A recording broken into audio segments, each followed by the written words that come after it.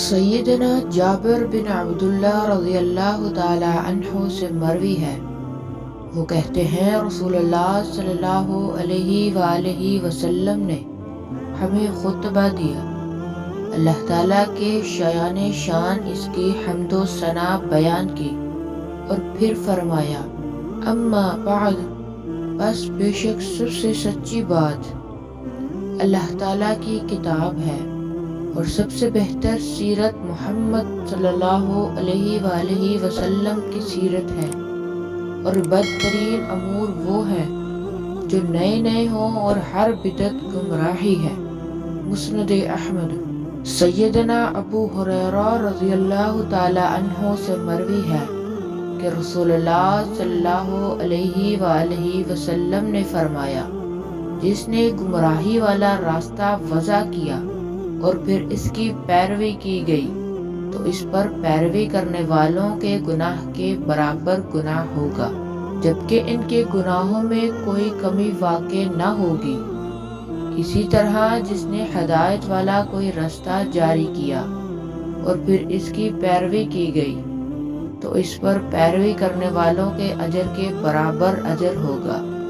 جبکہ ان کے اجر و ثواب میں کوئی کمی واقع نہیں ہوگی۔ مسند احمد۔ سیدنا سہل بن سعد سعدی رضی اللہ تعالی عنہ سے مروی ہے، وہ کہتے ہیں میں نے رسول اللہ صلی اللہ علیہ وآلہ وسلم کو یہ فرماتے ہوئے سنا، میں حوض پر تم لوگوں کا پیش رو ہوں گا، جو وہاں آئے گا وہ پی لے گا، اور جو وہاں سے پی لے گا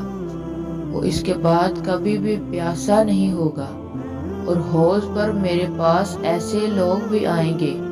کہ میں ان کو پہچانتا ہوں گا اور وہ مجھے پہچانتے ہوں گے، لیکن پھر میرے اور ان کے درمیان رکاوٹ ڈال دی جائے گی۔ ابو حازم نے کہا، بس نعمان بن ابو عیاش نے سنا، جبکہ میں ان کو یہ حدیث بیان کر رہا تھا۔ بس اس نے کہا، کیا تم نے سیدنا سہل کو اسی طرح کہتے ہوئے سنا؟ میں نے کہا جی ہاں۔ اس نے کہا، اور میں سیدنا ابو سعد خدری رضی اللہ تعالی عنہ پر گواہی دیتا ہوں کہ میں نے ان کو یہ الفاظ زیادہ کرتے ہوئے سنا۔ آپ صلی اللہ علیہ وآلہ وسلم نے فرمایا، میں کہوں گا یہ لوگ تو مجھ سے ہیں،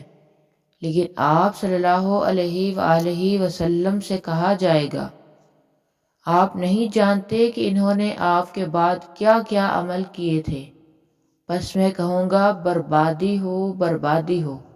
اس شخص کے لیے جس نے میرے بعد دین کو تبدیل کر دیا۔